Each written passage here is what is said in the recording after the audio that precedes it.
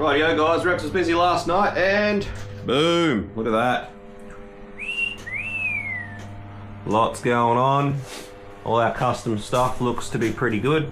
The where top dead center actually is, Rex engraved it on the timing pointer plate so that that can never get lost. So at least there's that. Obviously if it's getting lost, it means the pointer's gone, so you're probably not going to need that anyway. So perfect place for that. So Rex has done some belt measurement as I thought. Blower belt is way too short because of how the blower's now spaced up and all the rest of the stuff that's going on, but she's busy, there's a bit going on. But yeah, as far as our alignment for our custom stuff, everything looks good. And Rex has got belt routes for everything. Awesome.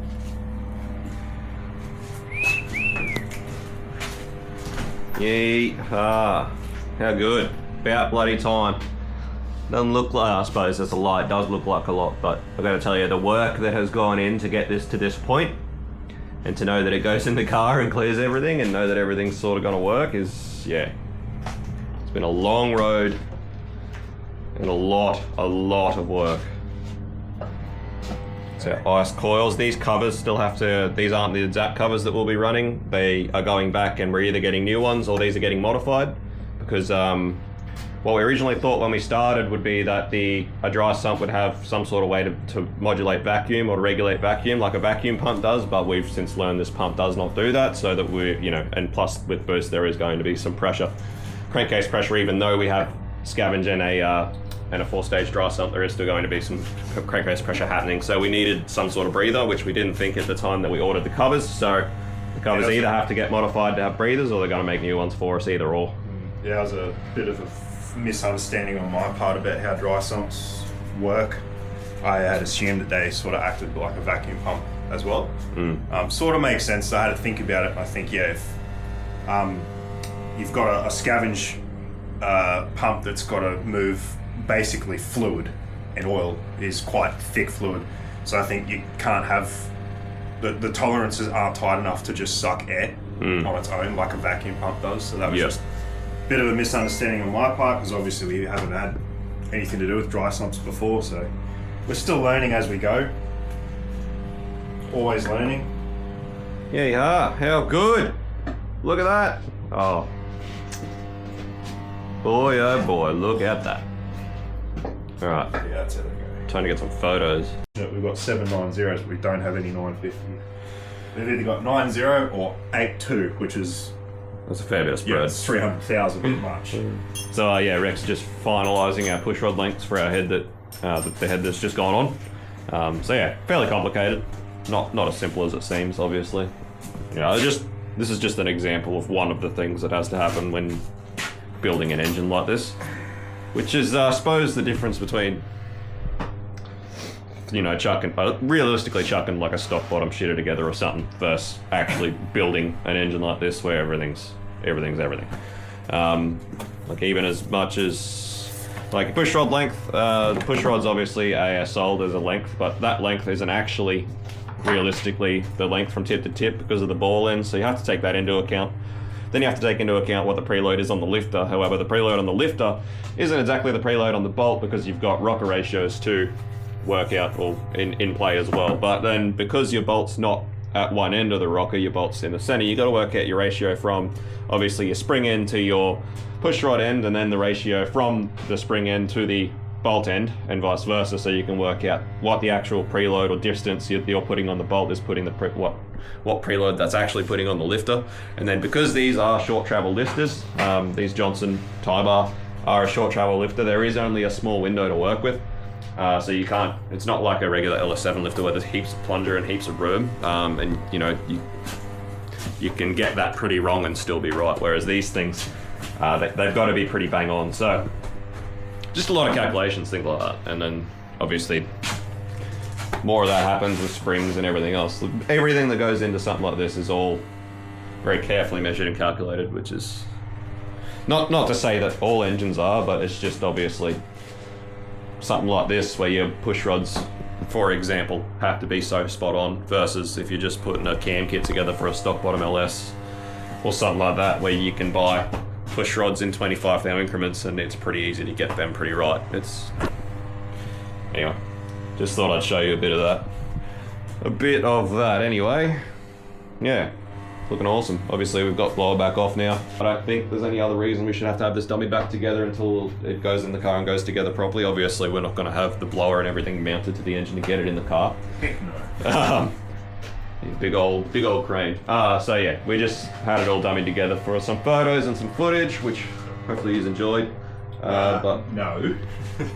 The important reason it was together was to measure. Oh yeah, belt routes. So yeah, Rex got belt lengths for everything. Yeah. And to double check that the blower manifold was going to work with the spacers and everything lined up nicely with good angles, so I can order the O-rings that were missing.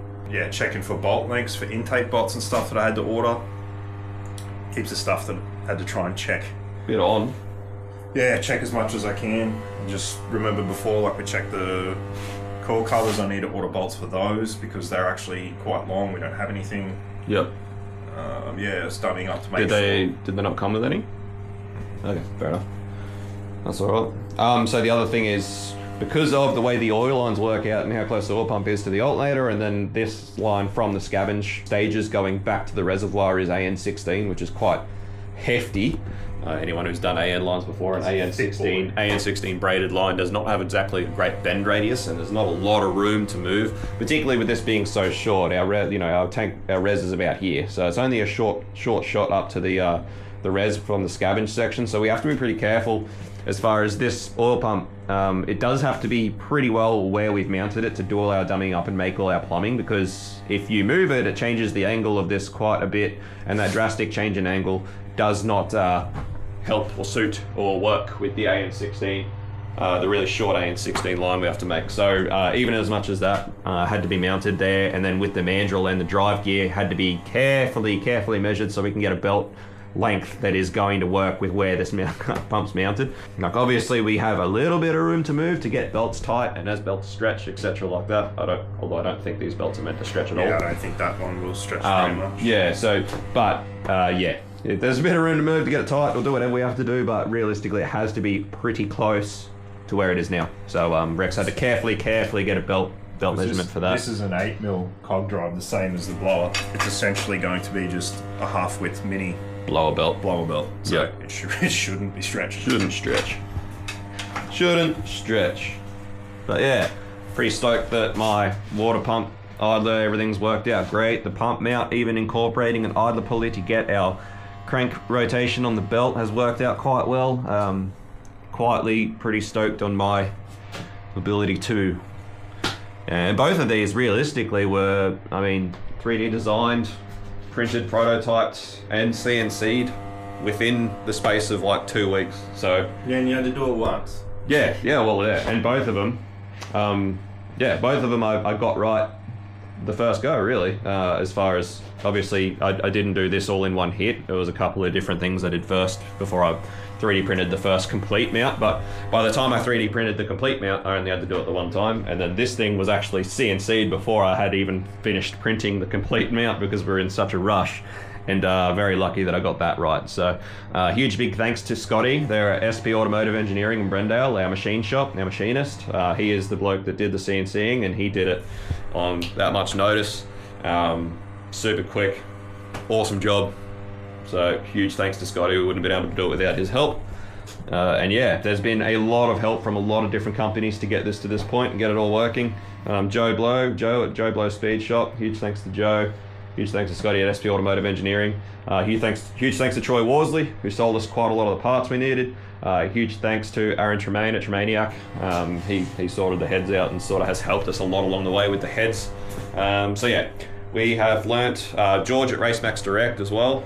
He's been a huge help. Velocity Engineering, huge thanks for Velocity Engineering. So quite a lot of people have gone into the process of us learning to get this to this point. So yeah, huge thanks to all them people.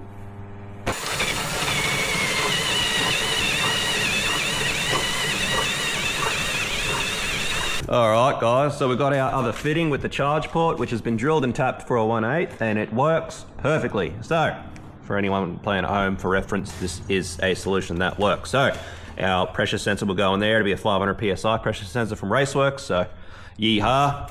Happy days. All right, guys. So it's been a pretty shocking week, to be honest, as far as what we were meant to get done. It's been not very productive for me personally, anyway, because I've had 2 days off already, pretty much. It's been a couple of slow days. We're at a point where it's one step after the other has to be done. And like, we can't do this because the wiring's not done, and we can't do that because that's not done. So it's... Yeah. And I had to go to the dentist, which was a whole day. And today we went for a lunch with an old friend that we have been meaning to catch up with for ages, which we took the opportunity to get a lunch, because you never know, with these things, you might not get another opportunity to have lunch with said person. So anyway. Well, he's got a history of cancer and all sorts of strokes and things. Anyway, the point is we're back here and we're back to working nights this week because this thing needs to get friggin' done, and we've not had a very good week as far as being productive on it. Now, Rex was just doing some under-car stuff while I shot home and had dinner and helped with the young fella, and Rex pulled the pressure port out of the gearbox to begin putting our pressure sensor in the gearbox in the pressure line, which is where that goes. While we're here, you can have a look at the bracket that did Bo make that bracket? Yeah, so Bo made that one up. So that's our bracket to suit our linear potentiometer, which is our gear indication.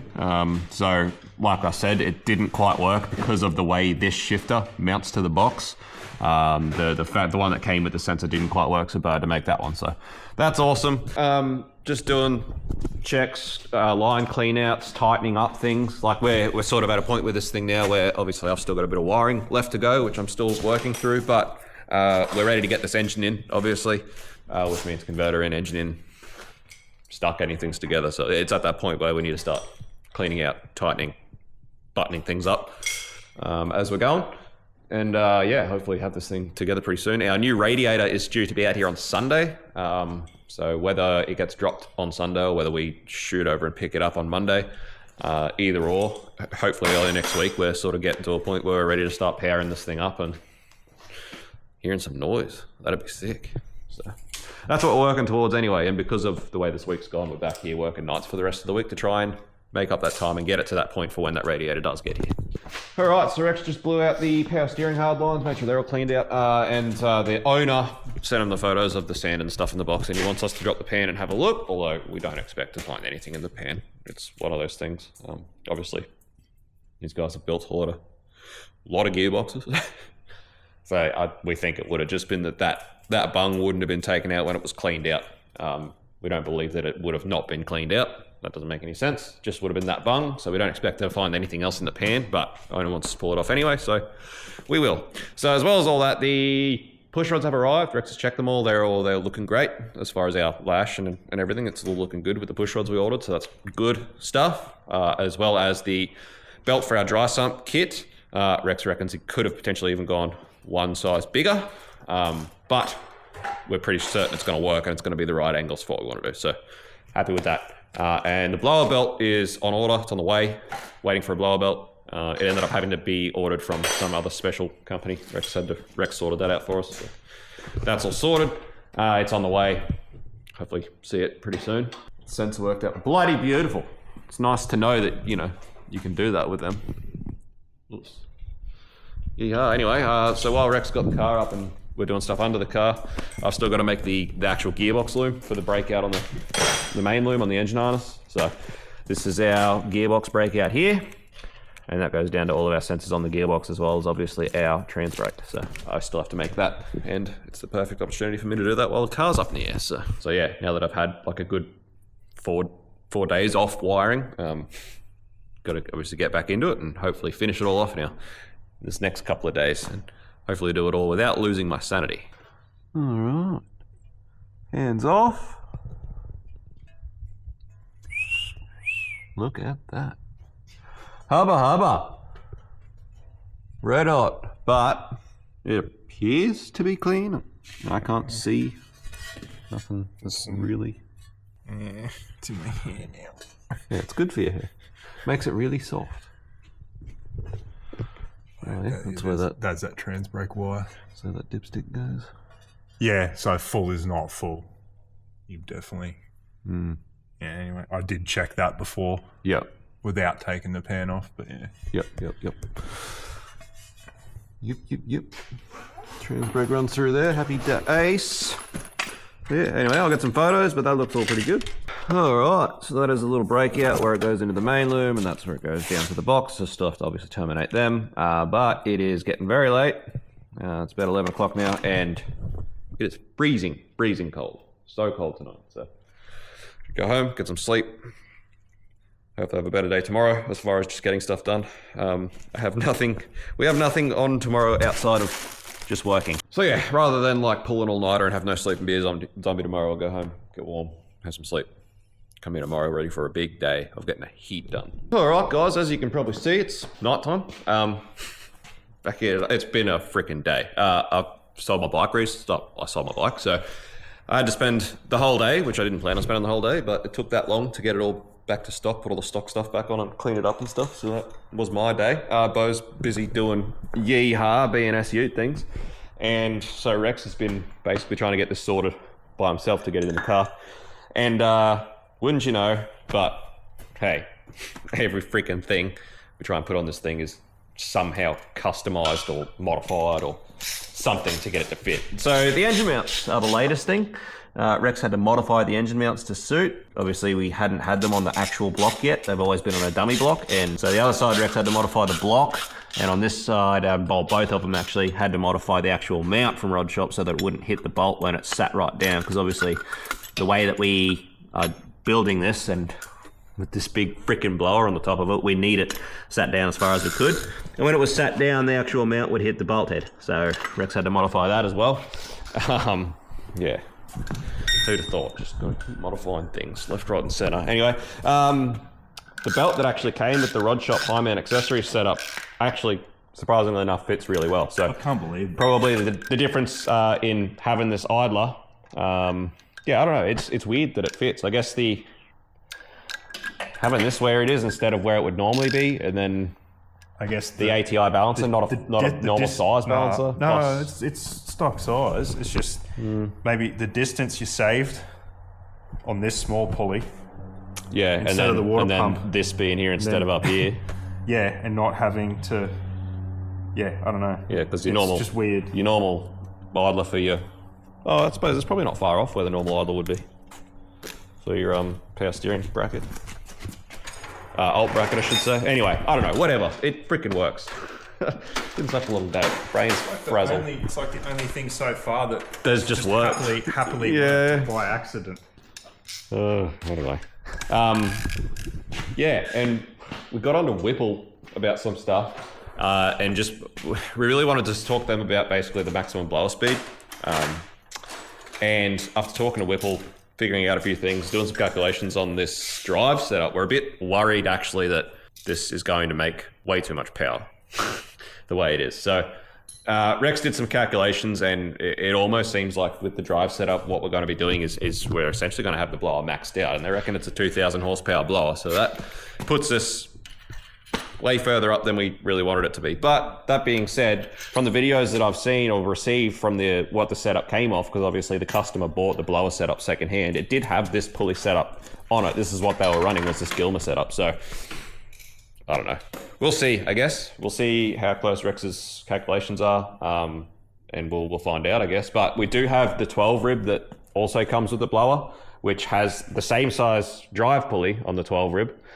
Instead of a Gilmer, but it does have a bigger top pulley, which means we can slow the blower down using that if we have to. But obviously it would mean getting another belt, and it'll be a bit piss farting around and stuff. Obviously we'd ideally like to run the Gilmer if we can, but if this is around about what Rex thinks it may end up being, it probably is not going to be very suitable, because we don't want to make 2,000 horsepower. We don't have 2,000 horsepower with a fuel system. Well, we'll see how we go. Basically,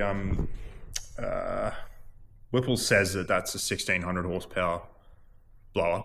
I checked a few things before. I tried to get a CFM rating, but it's really hard to find information on that particular blower. Yep. Anyway, from what Whipple reckons, they reckon 1,600, and essentially, if we're approaching the basically the max RPM of that blower, I'm essentially seeing that, well, that's basically driving it to its capability, which means it's probably about 1,600 horsepower, which is probably a bit more than we have in fuel system and stuff. Fuel system. But I suppose we were originally talking about 1200 wheel. Probably pretty close to 30 pounds, which I think is going to. Yeah, we're going to run out of shit. So. Well, like we had talked about 1200 wheel, and if you're talking about 1600 horsepower worth of blower, minus whatever the parasitic loss to drive the blower is, plus your drivetrain losses and everything, that 1600 horsepower is probably not really too far. But anyway, we'll just find out, I guess. 1500-ish, I reckon would be around about it. Yep. Yeah, well, one way for us to find out. Anyway.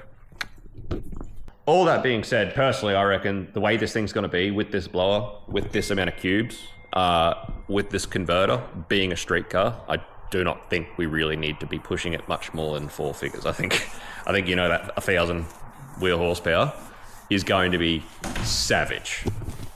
I think it's going to be absolutely savage. I think it's going to be brutal as hell. And I don't think we particularly need to go chasing 1200. But anyway, I'll leave that up to the client. The other thing too, they couldn't give me even an idea of the parasitic loss on the blower. Of driving it. They pretty much just wouldn't. They just, yeah. Yeah. Said, oh, it's hard to say. Well, yeah, I know. So I'm asking you. You designed the blower. Yeah. You had to have done a fair bit of R&D before you released it. Surely you've got some idea. They just got it off Temu. They just bought 1 million of them off Temu and just sent them out. So a big converter, big Dominator converter. So the converter was sorted out by Craig's, who built the gearbox, and that was all organised by the client. We didn't organise that directly. It's meant to be all 2000 horsepower rated. They knew what the setup was when they spec'd the converter, so I expect it to all be pretty bang on. But yeah, yeehaw. Hey, got a donk in there. What's that?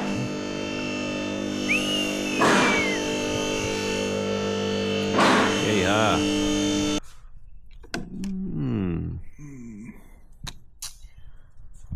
Is that one what we need clearance for? Oh, shit.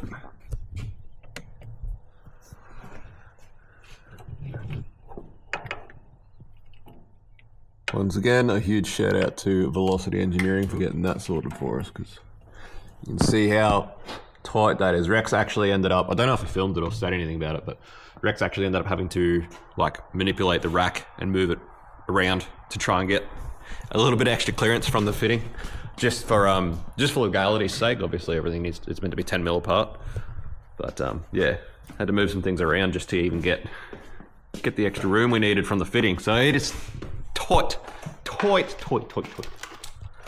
a toy gun. So this is the part I was talking about. So this, before Rex manipulated the rack into where everything was, this to this fitting was really, really tight. And obviously that's a problem because that's a steering uni. So if that locks, you're pretty cooked.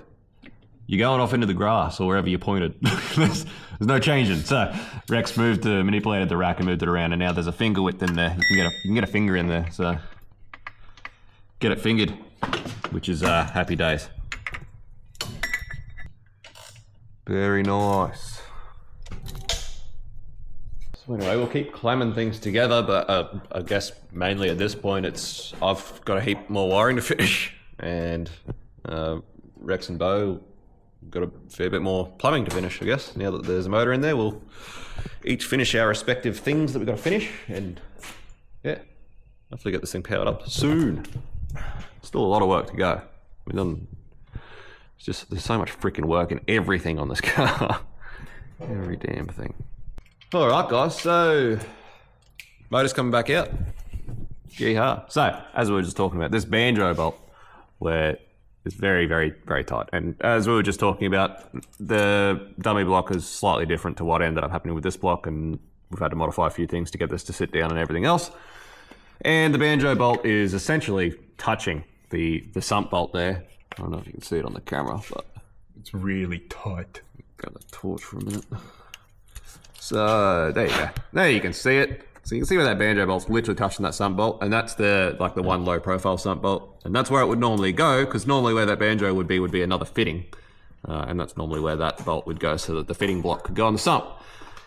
So just so happens that it's there where we need it anyway. But as you can see, doesn't quite work because that banjo is touching it, which is not ideal, not what you want, particularly the way this engine's going to torque. It's going to try and lift that side, and this side's going to pretty much squat down into that bolt. So, as you can imagine, you know, if that mount ever gets gross and sloppy or fails or anything, it's basically just going to break that banjo bolt, which is going to be not much fun. Plan is to pull the motor back out. That one low profile bolt, as you can see, it's still protruding from the sump rail about 1 millimeter, which means we still got like 1 millimeter that we can take off the head. So we can still take about 1 mil off that head and give us about 1 mil.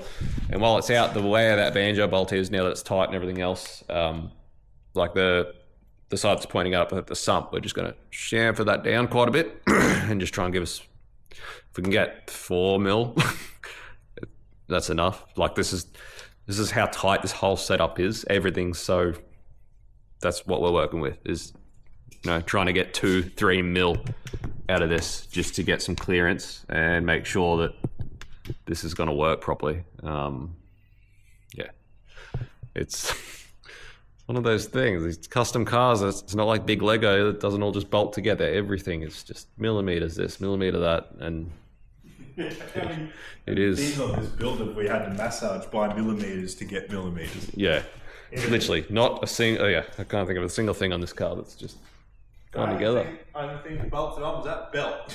Yeah, Purely by accident. yeah, accidental belt length. But anyway, so yeah, just as soon as we got a motor in there, we're taking a motor back out. So let's go.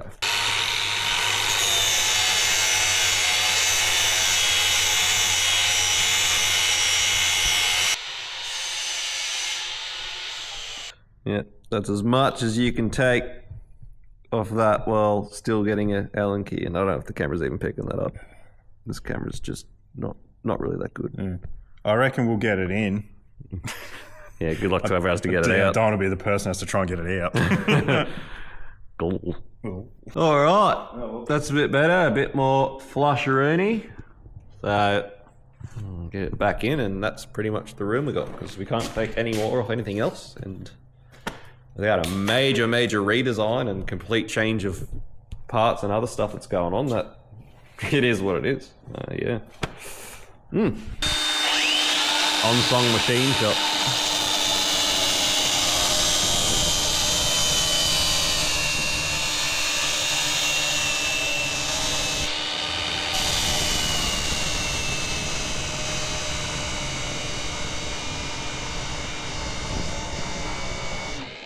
So your grinder runs out of battery. Oh no. Recharge. Reload. Mint. Perfect. So what we're doing here, obviously I made all 3 holes in my pump bracket for all 3 holes on the pump bracket to mount to my pump bracket. But with the idler now incorporated, this one is too close to the idler, and the way the spacers are with the raised ends on both ends, it was in the way. So we had to grind that down. Well, machine that down. We had to turn that down.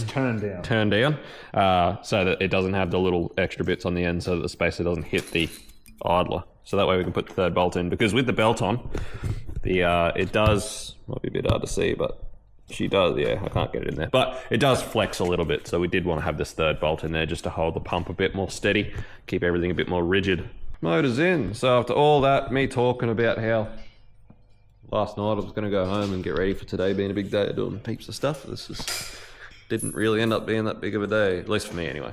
But anyway, it doesn't look like much, but it's a big step. So having the actual motor in here, having the pump final mounted with the belt, knowing where the pump's going to be mounted, and yeah, you know, having the motor in here properly, it means a lot of things. For starters, it means Rex can finish the plumbing of the oil lines and everything now that the pump's in its final position.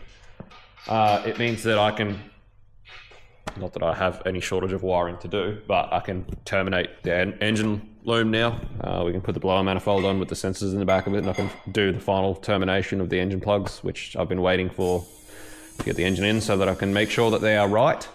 And yeah, obviously I've still got heaps of wiring to do. At the moment, it's probably going to be my wiring that's going to hold it up the way things are going. So Rex got plans all weekend. I'll probably end up wiring for most of the weekend just to try and get my side of the deal caught back up.